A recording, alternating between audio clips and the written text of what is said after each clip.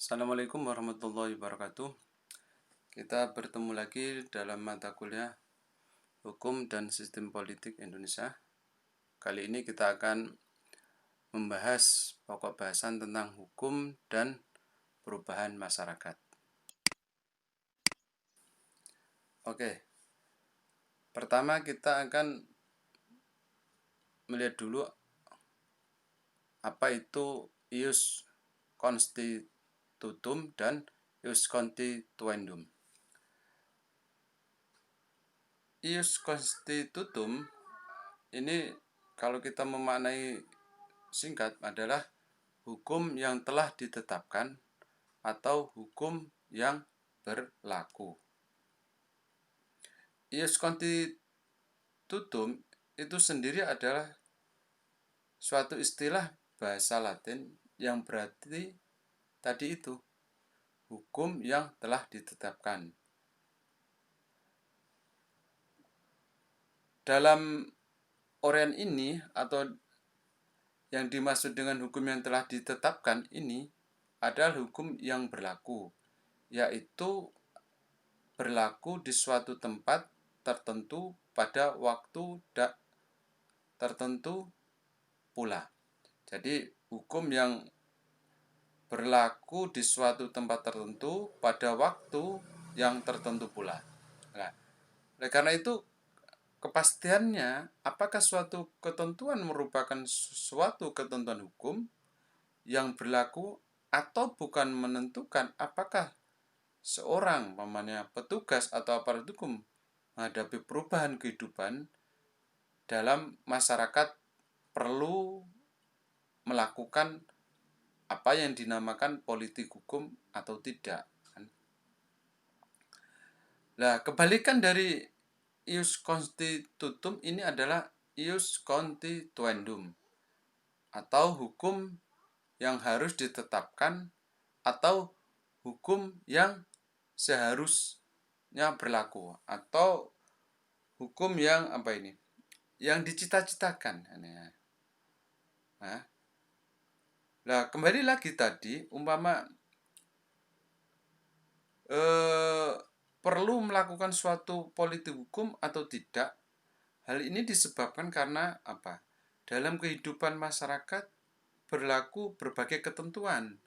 Misalnya, ketentuan sopan santun, ketentuan moral, ketentuan agama, dan ketentuan hukum yang lainnya. Oleh karena itu apa? Seorang petugas hukum hanya akan melakukan politik hukum bila ia menghadapi suatu kesukaran yang timbul karena adanya ketidaksesuaian antara ketentuan hukum yang telah ditetapkan atau yang harus dilakukan dengan kenyataan hidup masyarakat yang dihadapinya. Ini, jadi ius constitutum dan ius constituendum. Kemudian dalam beberapa untuk memahami ketentuan hukum yang berlaku tentunya perlu ditelaah dalam 3 hal. Nah, ini pertama adalah apakah ketentuan merupakan ketentuan hukum yang berlaku? Apakah suatu ketentuan merupakan ketentuan yang berlaku? Ya toh? Kemudian yang kedua adalah bagaimana kedudukan dari ketentuan hukum itu? Dan ketiga juga bisa dilihat bagaimana arti atau isi ketentuan hukum tersebut.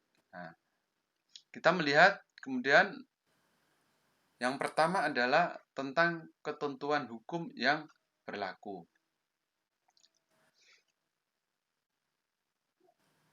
Ketentuan hukum yang berlaku untuk mengetahui apakah suatu ketentuan merupakan ketentuan hukum yang berlaku, kita berhadapan dengan ajaran sumber hukum.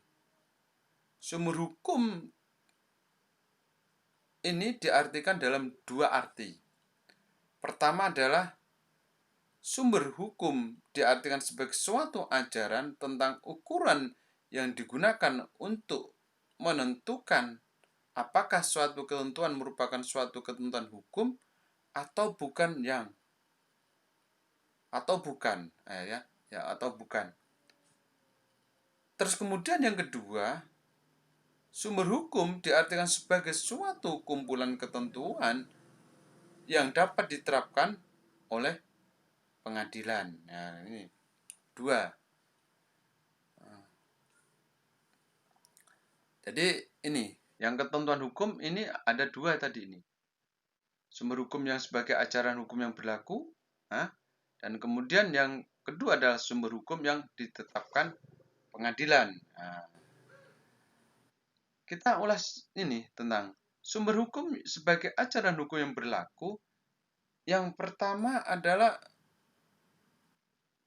sumber hukum material. Nah, misalnya ini prinsip menentukan nasib sendiri, prinsip negara hukum, dan prinsip Pancasila. Ulasannya adalah sumber hukum material adalah prinsip yang menentukan isi ketentuan hukum yang berlaku. Oleh karena itu, ukuran ini ditentukan apakah suatu ketentuan itu merupakan ketentuan hukum yang berlaku umum atau bukan. Nah, suatu ketentuan yang isinya sesuai dengan isi prinsip yang berlaku atau diterima umum dalam kehidupan masyarakat yang bersangkutan, ketentuan ini adalah ketentuan hukum. Sedang suatu ketentuan yang isinya tidak sesuai dengan isi prinsip yang berlaku atau diterima umum dalam kehidupan masyarakat yang bersangkutan adalah bukan merupakan ketentuan hukum.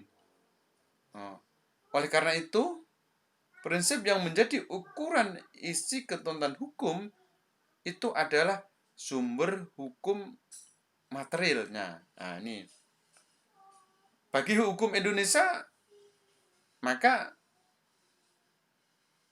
sumber hukum material ini misalnya adalah ini tadi yang saya ungkapkan, prinsip menentukan nasib sendiri, prinsip negara hukum, prinsip yang terangkum atau ada dalam Pancasila, yaitu ketuhanan yang Maha Esa, kemanusiaan yang adil dan beradab, kesatuan Indonesia, kerakyatan dipimpin oleh hikmah kebijaksanaan dan musyawaratan perwakilan dan keadilan sosial. 5 sila ini. Inilah sumber hukum material. Kemudian sumber hukum formil. Misal kita contohkan ada di sini perundang-undangan dan kebiasaan. Uraiannya adalah bahwa sumber hukum formil adalah suatu proses menjadikan suatu ketentuan menjadi ketentuan hukum positif. Nah, ini ukuran yang kedua ini adalah apa? Apakah suatu ketentuan ini merupakan ketentuan hukum yang berlaku umum? Ini tentu tergantung pada proses pemberlakuan ketentuan tersebut dalam kehidupan masyarakat itu melalui pembentukan hukum yang berlaku dalam masyarakat. Nah, ketentuan ini adalah ketentuan hukum. Nah, lalu proses pembentukan hukum yang berlaku dalam suatu masyarakat pada umumnya ini ada dua macam, yaitu perundang-undangan dan kebiasaan. Inilah. Jadi sekali lagi proses pembentukan hukum yang berlaku dalam suatu masyarakat pada umumnya ini berbentuk perundang-undangan dan kebiasaan, Nah, yang dimaksud dengan perundang-undangan adalah proses proses pembentukan hukum yang memenuhi dua syarat, Pak. Yang pertama adalah dilakukan oleh organ negara yang berwenang, dan Yang kedua adalah melalui prosedur yang telah ditentukan. Ini bisa kita lihat umpamanya dalam Undang-Undang Nomor 12 Tahun 2011 tentang pembentukan peraturan perundang-undangan. Ini. Lalu bagaimana kebiasaan?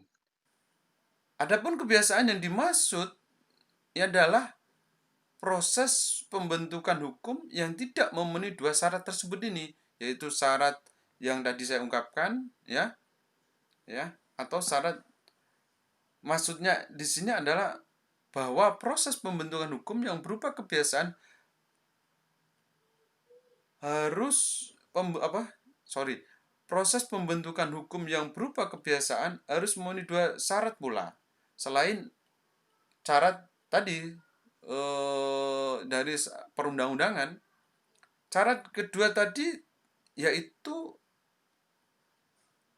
berupa syarat material dan psikologis. Nah, ini juga sama, ada dua syarat yang harus dipenuhi untuk Untuk yang kebiasaan ini, yaitu syarat material dan psikologis. Lalu bagaimana yang dimaksud dengan syarat material? Syarat material adalah adanya pengulangan perbuatan yang menimbulkan ketentuan kebiasaan itu. Ya, adanya pengulangan perbuatan. Ini kata kuncinya dari sebuah kebiasaan. Kemudian yang dimaksud dengan syarat psikologis adalah adanya opini juris safe necessitatis, atau yang yaitu adanya kesadaran bahwa pengulangan itu merupakan akibat dari suatu keharusan. Nah, proses pembentukan hukum itulah yang disebut hukum formal, ya. Jadi semua ketentuan yang berlaku dalam suatu masyarakat melalui pembentukan hukum itu adalah suatu ketentuan hukum yang berlaku umum. Ini adalah yang berkaitan dengan sumber hukum sebagai ajaran hukum yang berlaku hukum. Nah, di antaranya tadi sumber hukum formel, sumber hukum material. Lalu kemudian yang kedua adalah sumber hukum yang diterapkan atau ditetapkan. Nah, ya ini sumber hukum yang diterapkan di pengadilan, ya. Jadi sekali lagi yang kedua adalah ketentuan hukum yang ditetapkan atau diterapkan di pengadilan. Pengertian sumber hukum sebagai kumpulan ketentuan yang dapat diterapkan oleh pengadilan, ini yang berarti diterapkan ini, salah ketik. Nah, diterapkan oleh pengadilan berpangkal pada ketentuan pasal 38 Statuta Mahkamah Internasional. Nah, kemudian ketentuan ini lazim diterima sebagai sebagai ketentuan yang menetapkan sebagai sumber hukum internasional, ya. Lah, kemudian ada 3 pengertian sumber hukum dalam hal ini, dalam sumber hukum yang diterapkan pengadilan, ya. Di pengadilan ini ada pengertiannya adalah 3, yaitu sumber hukum material, sumber hukum formil, kumpulan ketentuan hukum yang diterapkan untuk menyelesaikan sengketa. Nah, 3 sumber hukum itu sama lainnya dapat dihubungkan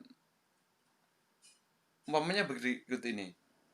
Sumber hukum material adalah materi yang menentukan isi ketentuan hukum yang berlaku, ya toh. Sumber hukum formil itu wujudnya adalah prinsip-prinsip yang menentukan isi ketentuan hukum yang berlaku.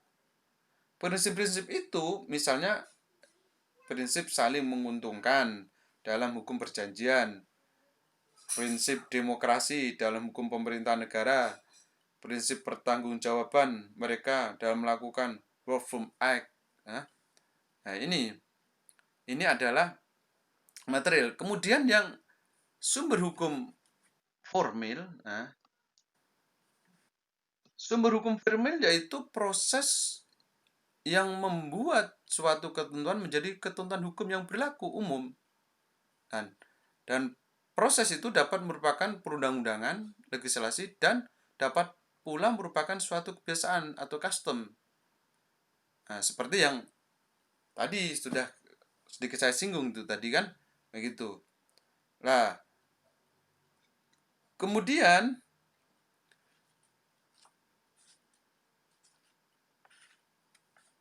di dalam ketentuan hukum yang merupakan produk dari sumber hukum formal itu yaitu berupa ini kumpulan ketentuan, yaitu kumpulan ketentuan hukum yang diterapkan untuk menyelesaikan sengketa. Oleh karena itu apa? Sekali lagi saya kira ketentuan hukum yang merupakan produk dari sumber hukum formal itu yaitu merupakan peraturan perundangan dan peraturan kebiasaan yang merupakan apa? Merupakan kumpulan ketentuan hukum yang harus dipatuhi dalam kehidupan masyarakat yang diterapkan oleh mahkamah atau hukum dalam menyelesaikan sengketa. Inilah dalam kategori yang ketiga. Nah, ini dari sekali lagi kumpulan ketentuan hukum yang diterapkan dalam menyelesaikan sengketa ini merupakan ketentuan yang merupakan produk dari sumber hukum formal yaitu perundang-undangan dan peraturan kebiasaan. Nah, ini merupakan sekali lagi adalah bentuk dari kumpulan ketentuan hukum. Oke, selanjutnya adalah kita masuk kepada kedudukan hukum berlaku.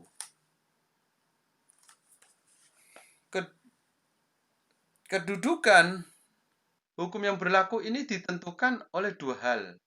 Yang pertama adalah hakikat dari ketentuan suatu hukum, yang di situ adalah merupakan prinsip hukum dan ketentuan hukum biasa. Ketentuan suatu ketentuan hukum dalam suatu sistem hukum yang berlaku dalam kehidupan masyarakat ditentukan oleh dua hal, yaitu hakikat, ini sekali lagi, hakikat dari ketentuan suatu hukum, ya, dan apa? Dan kedua adalah sistem peraturan perundangan suatu negara. Nah, kalau dilihat dari hakikat suatu ketentuan hukum, ini dapat dibedakan antara prinsip hukum dan ketentuan hukum biasa. Ini. Jadi kalau kita melihat dari hakikat dari ketentuan suatu hukum, maka bisa dilihat dari prinsip hukum dan ketentuan hukum biasa.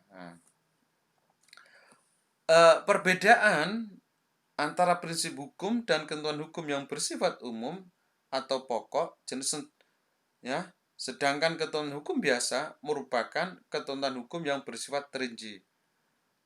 Jadi ini kalau perbedaan prinsip hukum dan ketentuan hukum yang itu bersifat umum atau pokok, sedangkan ketentuan hukum biasa merupakan ketentuan hukum yang bersifat terinci. Ini.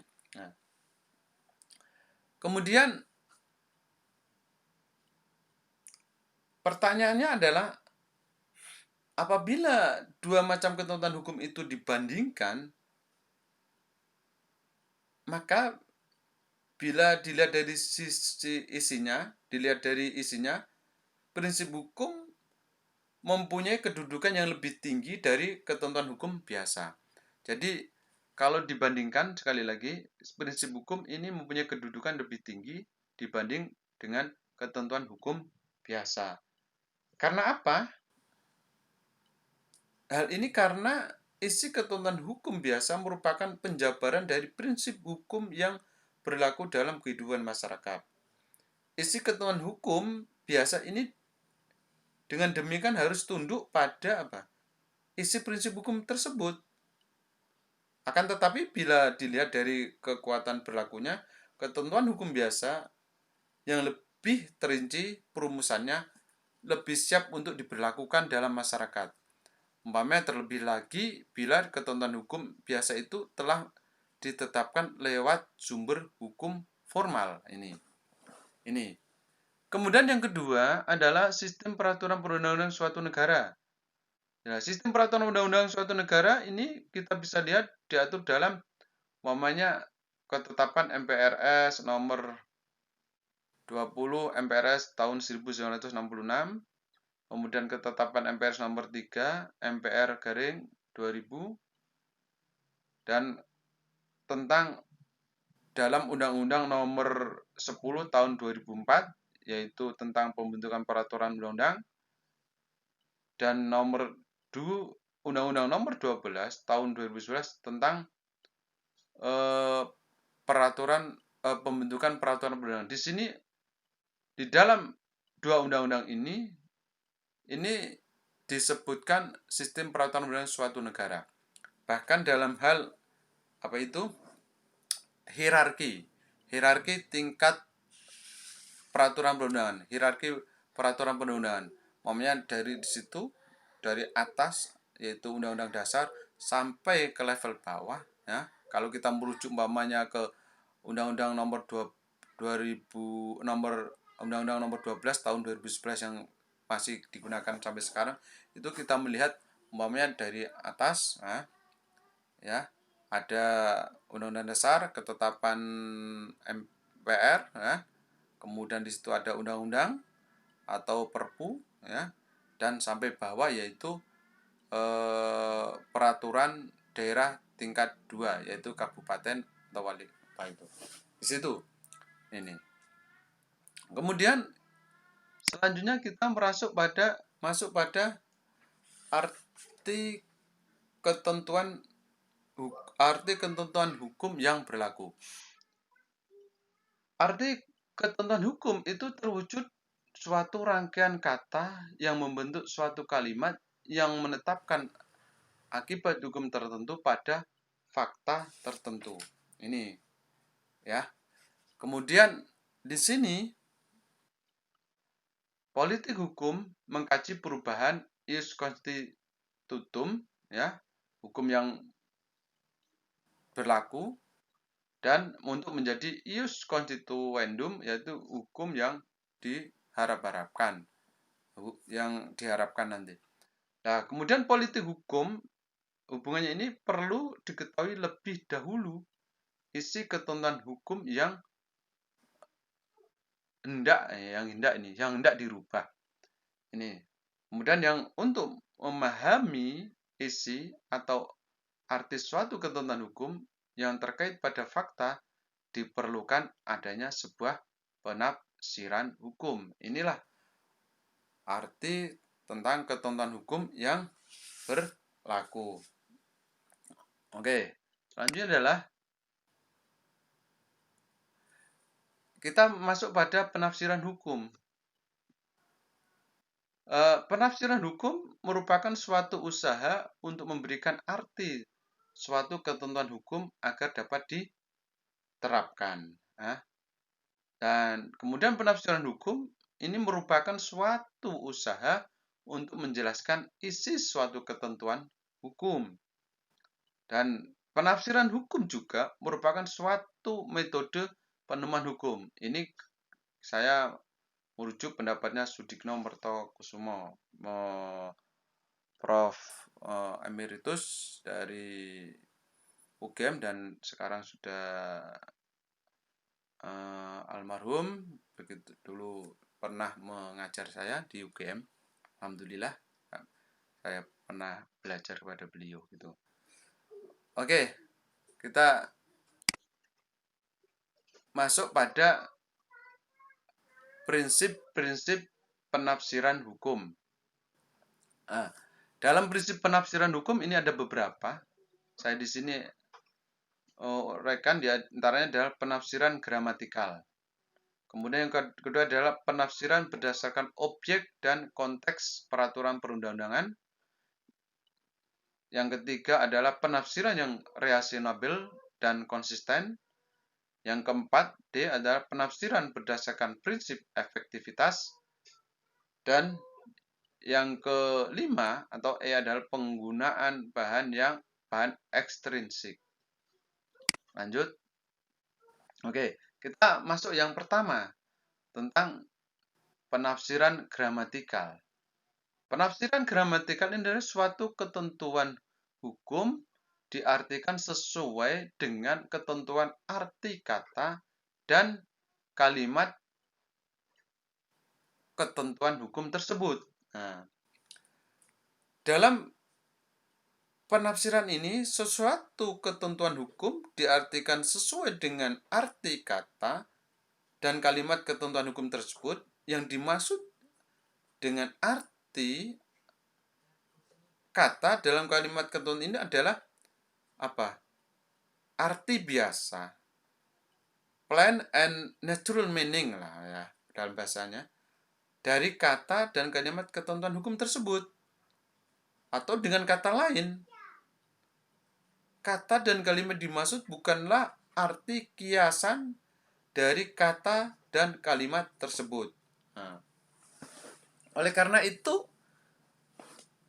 penafsiran gramatikal ini adalah penafsiran yang utama dan pertama-tama harus digunakan dalam apa? Dalam usaha mencari arti isi suatu ketentuan hukum.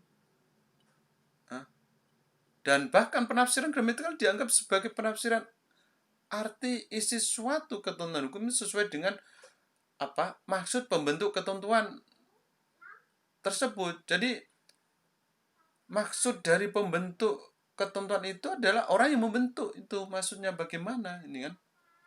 Nah, akan tetapi dalam penggunaan penafsiran gramatikal sebagai sarana untuk mencari arti suatu ketentuan ini tidaklah mutlak tentunya.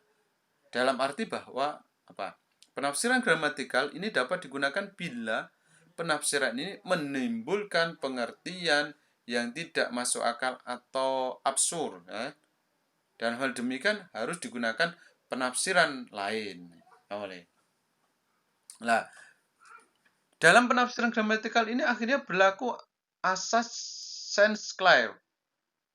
Apa itu asas sense clear? Yaitu asas yang menetapkan bahwa bila kata dan kalimat suatu ketentuan hukum mempunyai arti yang cukup luas, saya ulangi. Asas yang menetapkan bahwa bila kata dan kalimat suatu ketentuan hukum mempunyai arti yang cukup jelas, maka ketentuan itu tidak boleh ditafsirkan menyimpang dari arti kata dan kalimat ketentuan tersebut. Nah, jadi ini kalau pengertiannya bahwa kalau ada sebuah kalimat kata yang sudah jelas tidak boleh dicari-cari, kemudian dibuat-buat celahnya. Kalau udah jelas ya sudah gitu kan. Nah, ini bisa kita lihat dari asas sense of clear itu juga dianu dalam kitab-kitab kitab undang-undang hukum perdata BW, yaitu dalam pasal 1342 atau 1342 yang menetapkan bahwa jika kata-kata suatu persetujuan sudah jelas, tidaklah diperkenankan untuk menyimpang daripadanya dengan jalan penafsiran. Jadi ini jelas, penafsiran gramatikal adalah peraturan manakala kata dan kalimat sudah jelas dan artinya sudah tidak menimbulkan sebuah polemik, maka penafsiran gramatikal ini tidak bisa diuntung. Dia sudah jelas gitu kan. Ini penafsiran gramatikal. Kemudian adalah penafsiran yang berdasarkan objek konteks peraturan perundangan. Penafsiran ini digunakan bila arti kata dan kalimat suatu ketentuan hukum meragukan, ya, atau digunakan bila penafsiran gramatikal tidak dapat digunakan dengan baik. Atau dengan kata lain bahwa penafsiran berdasarkan objek dan konteks peraturan perundangan ini digunakan bila tadi gramatikal tidak dapat digunakan dengan baik. Sehingga dalam hal demikian, maka arti isi dari ketentuan hukum itu harus dicari dalam hubungannya dengan tujuan atau objek dari perbuatan peraturan perundangan tersebut untuk apa? Dalam keterkaitan dengan ketentuan lain yang merupakan suatu apa? Suatu bagian tertentu atau keseluruhan dari peraturan perundangan yang bersangkutan. Inilah makna dari penafsiran berdasarkan objek konteks peraturan perundang-undangan. Kemudian yang ketiga adalah penafsiran yang reasonable atau konsisten. Ini penafsiran ini digunakan jika penafsiran gramatikal tidak dapat gunakan. Ini syaratnya ini. Sekali lagi ada syarat bahwa yang utama kita merujuk tetap penafsiran gramatikalnya tadi. Nah, penafsiran reasonable ini adalah penafsiran yang apa? Yang masuk akal, ya kan? Yang masuk akal. Misalnya umpama gini, penafsiran masuk akal itu kita contohkan misalnya pihak-pihak yang berjanji biasanya berpegang pada titik tolak bahwa mereka tidak mau dibatasi haknya kecuali pembatasan yang telah diperjanjikan dengan tegas dalam suatu perjanjian. Nah, oleh karena itu, bila mana terdapat suatu ketentuan yang meragukan, meragukan dalam menetapkan hak dan kewajiban pihak yang berjanji, maka ketentuan itu harus diartikan apa? Yang paling sedikit membatasi hak pihak-pihak yang berjanji, ya kan? Nah, ini penafsiran reasonable ini penafsiran sekali lagi adalah sebuah penafsiran yang masuk akal, ya. Kemudian selain reasonable yaitu konsisten. Penafsiran konsisten adalah penafsiran yang tidak berubah-ubah dan tetap berpegang pada satu asas. Misalnya kita contohkan asas yaitu apa? Asas lex specialis derajat legis generali, yaitu hukum yang khusus mengingkari atau mengesampingkan hukum yang umum.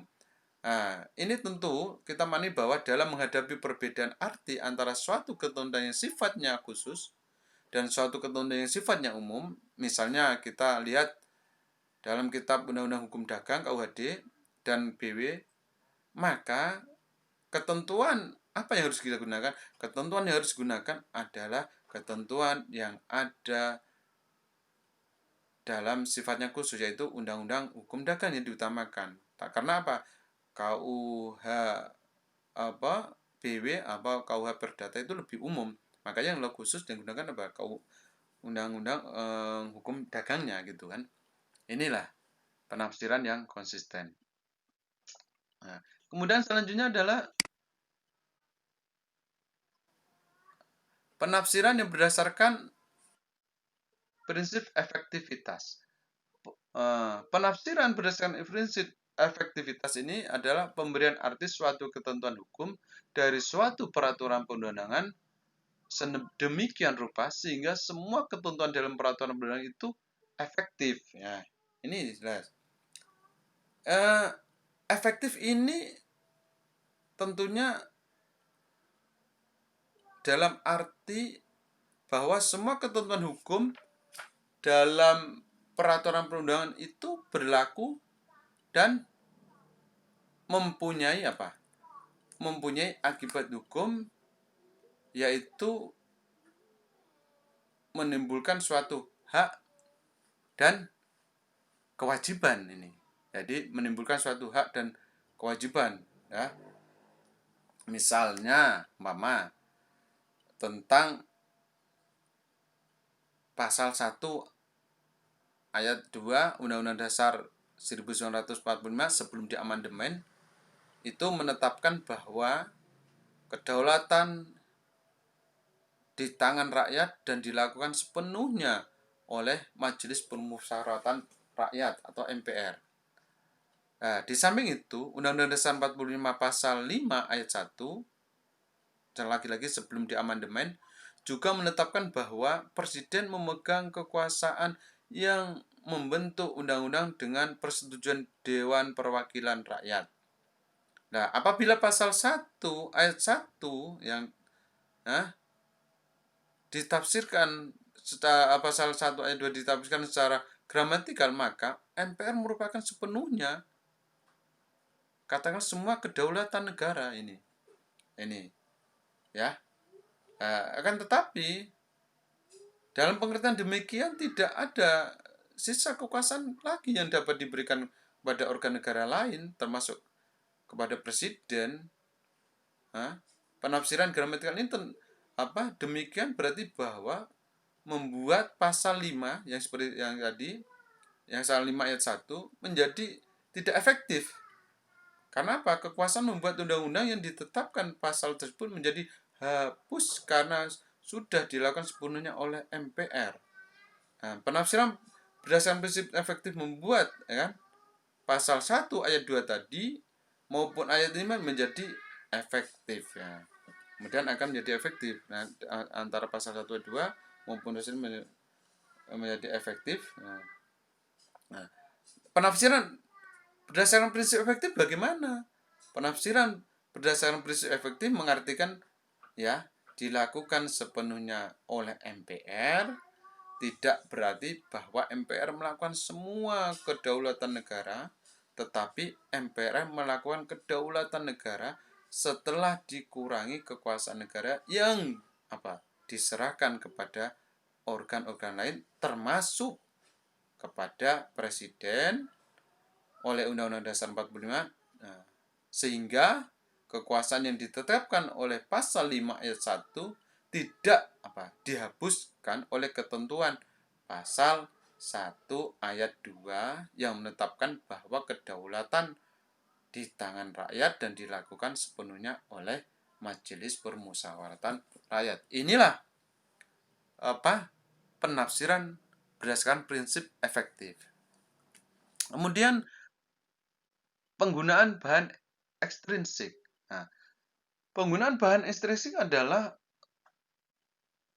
kalau kita merujuk bahan ekstrinsik sendiri adalah bahan yang tidak ditetapkan dalam batang tubuh suatu peraturan perundang-undangan. Kemudian menafsirkan suatu ketentuan hukum, prinsipnya tidak dibenarkan menggunakan bahan ekstrinsik. Ini apa?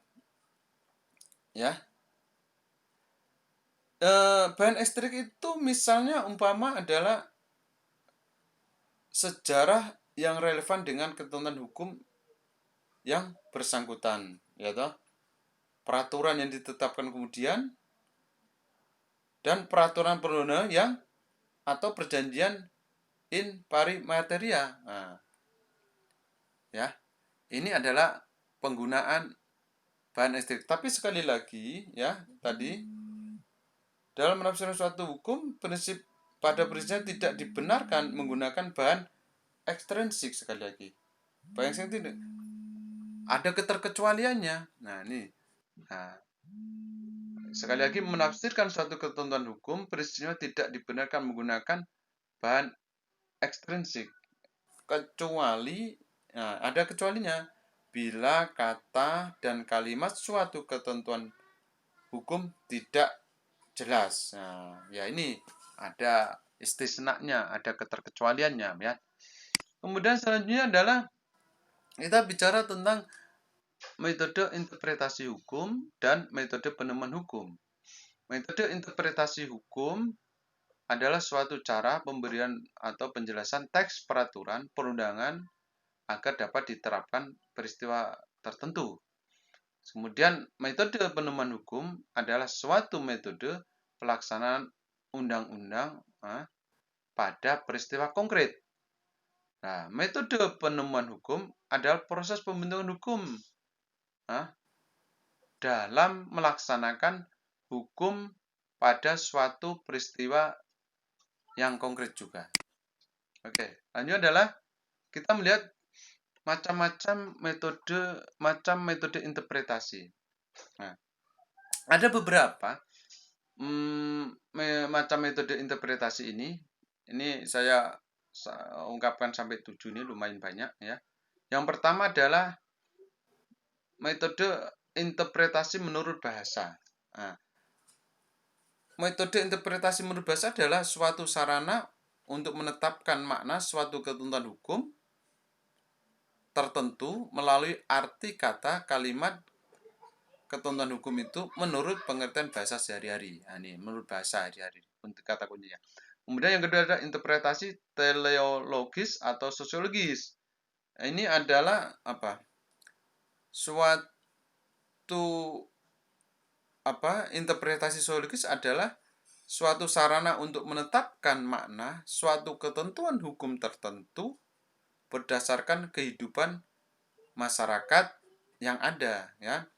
Nah, karena itu apa? Interpretasi sosiologis memberi makna suatu ketentuan hukum tertentu sesuai dengan keadaan aktual dalam kehidupan masyarakat. Misalnya, kita contohkan adalah apa? Pasal 362 KUH pidana itu mengatur tentang pencurian barang.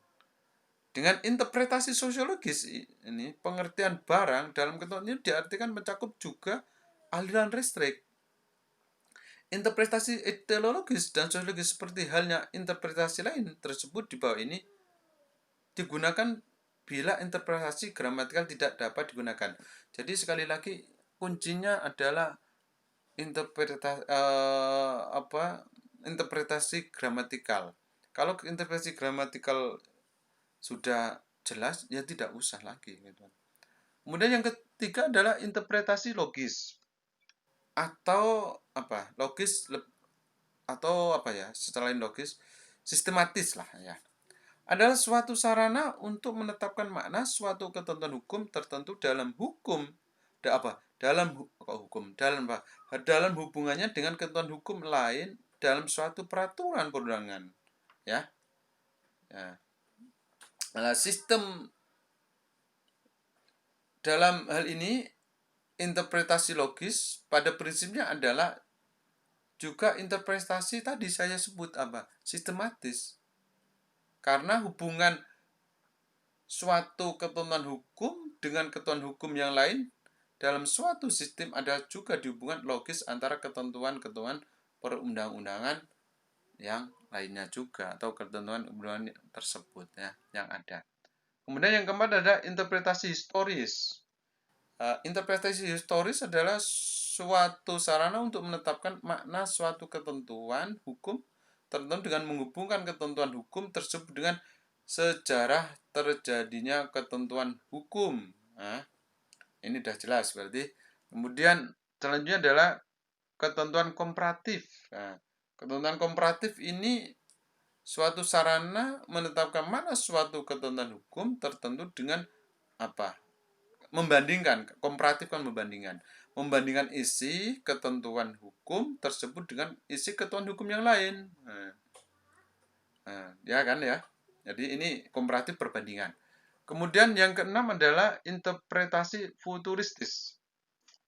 Kalau interpretasi futuristis ini adalah suatu sarana menetapkan makna suatu ketentuan hukum tertentu berdasarkan ketentuan peraturan-peraturan undang-undang yang belum berlaku, ya, futuris, masih belum berlaku futuristis ya. Yang kemudian yang ketujuh adalah interpretasi restrik dan ekstensif. Nah, ini adalah suatu sarana menetapkan makna suatu ketentuan hukum dengan apa? Membatasi arti kata suatu ketentuan hukum tertentu. Misalnya kita juga melihat pasal 65 ayat 1 BW yang disitu menetapkan bahwa tetangga yang satu boleh menuntut kepada tetangga yang lain supaya memusnahkan segala pohon dan segala pagar hidup yang telah ditanam dan dalam jarak lebih dekat daripada jarak tersebut. Nah, pada kemudian pasal 665 di atas ya. Pasal 665 ya, yang seperti yang saya sebutkan tadi, pasal 665 kata tetangga dalam ketentuan pasal itu mempunyai makna terbatas, yaitu tetangga yang tentunya pemilik dari tanah itu. Tidak bisa tetangga yang tidak memiliki tanah. Ini pasalnya, sudah jelas itu. Ini Mas. Oke, kemudian selanjutnya adalah macam-macam penemuan hukum yang kita, kalau tadi interpretasi hukum, kita sekarang macam metode penemuan hukum. Nah, dalam metode penemuan hukum itu ada beberapa metode yang digunakan, yaitu metode argumentum per analogiam, yaitu apa? Suatu sarana untuk menetapkan ketentuan hukum bagi suatu peristiwa yang belum diatur hukum dengan mencari persamaannya dengan peristiwa lain yang apa? Yang telah diatur oleh suatu ketentuan hukum. Nah, ini. Ya. Misalnya apa? Kita contohkan adalah hibah suatu barang yang disewa, menghapus hubungan sewa menyewa barang yang dihibahkan. Karena hukum tidak apa? Hukum tidak mengatur hal itu, maka dicari ketentuan hukum-hukum yang mengatur peristiwa yang serupa dengan hibah itu. Hibah serupa dengan jual beli karena sama-sama merupakan perbuatan palihan hak. Nah, oleh karena itu apa? Berdasarkan persamaan itu, ketentuan jual beli barang yang disewakan diterapkan pada hibah barang yang disewakan pula, gitu kan? Ini ya. Nah, ya, kita bisa melihat namanya pasal 1576 BW yang menetapkan bahwa penjualan barang yang disewa tidak menghapus hubungan sewa menyewa atas barang tersebut. Nah, kalau kita melihat berdasarkan metode argumentum per analogiam ini, maka ketentuan pasal 1675 BW diterapkan bahwa hibah barang yang disewakan hingga berbunyi hibah tidak menghapus hubungan sewa menyewa barang yang dihibahkan, ya kan? Ini. Kemudian yang kedua adalah metode argumentum a contrario. Metode ini adalah suatu sarana untuk menetapkan hukum yang berlaku bagi suatu peristiwa yang tidak diatur oleh apa? Diatur oleh hukum dengan mendasarkan pada perbedaan peristiwa tersebut. Dengan peristiwa tersebut lainnya maksudnya yang diatur oleh hukum. Misalnya tadi lihat, mamanya kita melihat di pasal 34 hukum perdata yang menetapkan bahwa seorang perempuan tidak diperbolehkan kawin lagi melainkan setelah lewat waktu 300 hari semenjak perkawinan terakhir dibubarkan. Nah, dari ketentuan itu tentunya kan apa? Timbul sebuah pertanyaan, apakah pria juga tidak diperbolehkan kawin lagi melainkan setelah lewat waktu 300 hari semenjak perkawinan yang telah bubar dengan seorang perempuan tadi? Nah, hal ini tidak diatur dalam BW tentunya. Nah, oleh karena itu berdasarkan metode argumentum a contrario, yaitu karena adanya perbedaan antara wanita dan pria, di mana wanita yang telah bercerai itu ada kemungkinan hamil, sedang pria tidak ada kemungkinan hamil, ya, maka ketentuan pasal 34 perdata ini tidak berlaku bagi pria yang bercerai, hanya berlaku untuk seorang perempuan, karena ya tadi ada alasan bahwa perempuan dimungkinkan ini hamil, gitu kan. Kemudian apa? Metode argumentum a contrario ini tidaklah berarti bahwa suatu ketentuan hukum itu tidak berlaku bagi peristiwa yang tidak diaturnya. Misalnya apa itu? Misalnya kayak apa ya? Misalnya ketentuan hukum dilarang merokok. Tidaklah benar bila berdasarkan metode argumentum lalu dikatakan bahwa meludah tidak dilarang. Bahwa lalu dikatakan bahwa meludah tidak dilarang, ini tidak. Ini harus Beda ini kan. Kemudian yang ketiga adalah metode penemuan hukum bebas. Metode penemuan hukum bebas ini adalah suatu sarana menetapkan ketentuan hukum bagi suatu peristiwa konkret yang tidak berpijak pada suatu ketentuan hukum tertentu. Nah, metode penemuan hukum bebas ini bukanlah suatu interpretasi hukum. Nah, oleh karena itu hakim dibenarkan untuk menggunakan metode penemuan hukum bebas. Karena apa? Karena hakim wajib untuk mengadili perkara yang diajukan kepadanya. Sehingga dalam hal ini, suatu perkara belum ada hukumnya, maka hakim harus mengadili perkara tersebut berdasarkan hukum. Nah, kalau tentu seorang hakim berdasarkan dia dalam menentukan suatu permasalahan, dia harus berdasarkan hukum. Tapi sewaktu tidak ada hukum, maka seorang hakim harus dia menemukan hukumnya dengan penemuan atau metode penemuan bebas, dan tentunya sekali lagi tidak boleh bertentangan hukum yang ada. Oke, inilah metode penemuan hukum. Kemudian kita melihat sedikit tentang perubahan masyarakat, ya. Perubahan ini bisa dimaknai keadaan suatu yang berbeda dari keadaan semula. Dan kemudian masyarakat ini merupakan suatu kumpulan lembaga-lembaga.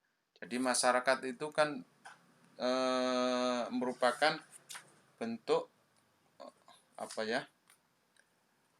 kumpulan-kumpulan lembaga, sehingga masyarakat ada suatu skema koordinasi hubungan antara manusia yang ajak, yang tetap. Hubungan yang ajak, yang tetap antar manusia dalam masyarakat. Kalau kita melihat pendapatnya Lokman, maka itulah yang disebut dengan institusi atau lembaga, kan? Ini lembaga-lembaga itu ada yang tanpa pembagian kerja, seperti umpamanya kita melihat jual beli, ini ya lembaga tetapi tidak ada pembagian kerja. Ada yang dengan pembagian kerja, ya, misalnya Maskap. Lembaga yang mengandung pembagian kerja itu disebut apa? Disebut organisasi. Lembaga yang mengandung pembagian kerja ya organisasi. Ya, ini kan, ini dari lembaga-lembaga itu ada yang hubungan pembagian kerja dan tidak. Nih. Nah, kemudian perubahan lembaga dalam kehidupan masyarakat itu terutama disebabkan adanya perubahan penilaian terhadap lembaga tersebut. Ini pasti. Oke, kita melihat pada hukum dan perubahan masyarakat. Kita melihat hukum dan perubahan masyarakat ini dalam 3 aspek. Namanya peran hukum dalam perubahan masyarakat. Ini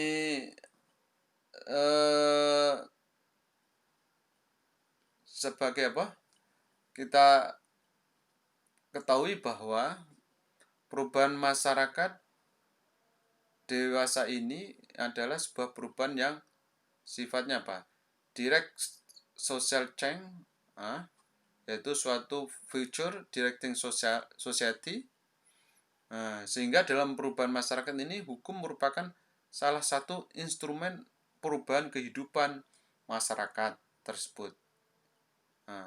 Hukum bukan lagi merupakan satu-satunya instrumen perubahan masyarakat. Ya, ini. Lalu apa? Ada komponen-komponen lain yang juga merupakan instrumen perubahan masyarakat. Komponen itu ya bisa merupakan dalam sisi dalam bidang politik, ekonomi, sosial, dan budaya.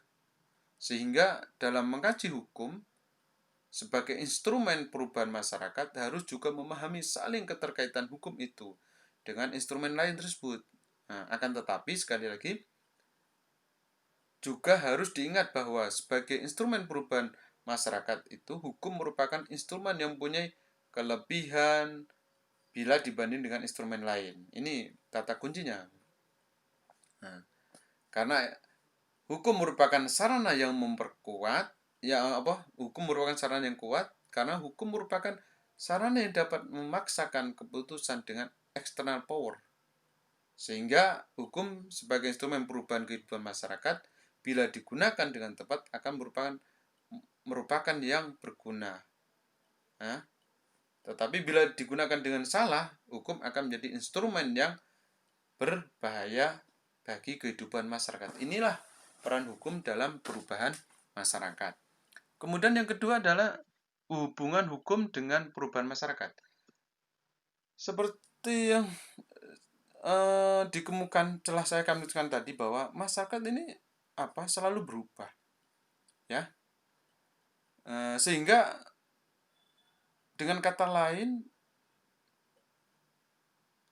timbulnya keharusan sesuatu yang sesuai harus dituntut oleh hukum adanya perubahan itu, ya. Jadi ada kalanya hukum juga berubah ditetapkannya ketentuan hukum yang baru. Keadaan yang demikian dapat menimbulkan kesenjangan antara hukum dan kehidupan masyarakat. Sehingga kesenjangan itu dapat terjadi karena kehidupan masyarakat yang lebih maju daripada ketentuan hukum yang berlaku. Dalam ini terdapat kehidupan masyarakat yang tidak sesuai dengan keharusan yang dituntut oleh hukum. Sebaliknya kan, kesenjangan juga dapat terjadi bila ada ketentuan hukum baru yang ditetapkan yang tidak sesuai dengan tingkah laku masyarakat atau manusia di dalam masyarakat. Nah, dalam hal demikian, tuntutan keharusan hukum yang baru ditetapkan tidak sesuai dengan tingkah laku yang hidup dalam masyarakat. Hal ini berarti kehidupan masyarakat tertinggal dari ketentuan hukum yang berlaku. Nah, oleh karena itu untuk mengatasi kesenjangan itu hukum dapat menentukan 3 hal alternatif. Nah, yang pertama adalah tetap berpegang pada hukum yang berlaku dan merubah tingkah laku kehidupan dalam masyarakat yang ada. Yang pertama. Yang kedua adalah melegalisir perubahan kehidupan yang ada dan meniadakan ketentuan hukum yang berlaku. Kemudian yang ketiga bisa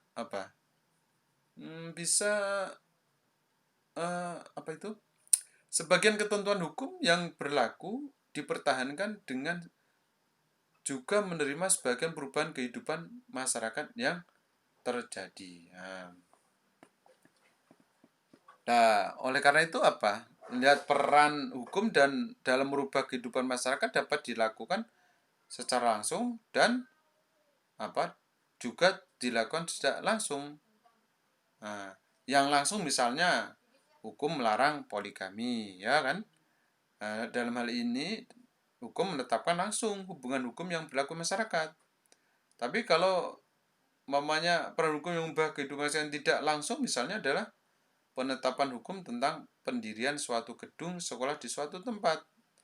Ya, karena penetapan hukum demikian secara langsung akan menimbulkan keharusan wajib belajar bagi anak usia sekolah di wilayah tersebut. Inilah tadi yang pertama peran hukum dalam perubahan masyarakat dan hukum perubahan masyarakat, hubungan hukum dengan perubahan masyarakat. Yang ketiga adalah hukum dapat mengubah perilaku masyarakat. Ini kita melihat teori klasik dan teori madhab sejarah. Kalau kita melihat teori klasik membedakan kehidupan masyarakat dalam 2 struktur, yaitu struktur atas dan struktur bawah. Yang dimaksud dengan struktur atas adalah alam pikiran manusia. Adapun struktur bawah adalah kebutuhan jasmani manusia. Nah, menurut teori Marx ini, struktur bawah menentukan struktur atas dan tidak sebaliknya. Sehingga maka alam pikiran termasuk hukum tidak dapat mempengaruhi atau mengubah struktur bawah atau kehidupan masyarakat. Nah, lebih jauh kalau kita melihat pendapatnya Van Savigny dari madhab sajarah yang berpendapat bahwa hukum itu tidak dibuat, tetapi hukum itu ada dan terbentuk bersama-sama dengan masyarakat. Gitu. Nah, kalau didasarkan pada pendapat dalil Van Savigny ini, hukum yang ditetapkan dalam perundang-undangan tidak dapat merubah kehidupan masyarakat. Hal ini disebabkan bahwa itu tumbuh bahwa hukum itu tumbuh bersama kehidupan masyarakat yang bersangkutan. Inilah hukum dan perubahan masyarakat dalam kalau dilihat dari 3 aspek ini. Oke, saya kira begitu. Kurang lebihnya mohon maaf. Wabillahi taufiq wal hidayah. Wassalamualaikum warahmatullahi wabarakatuh.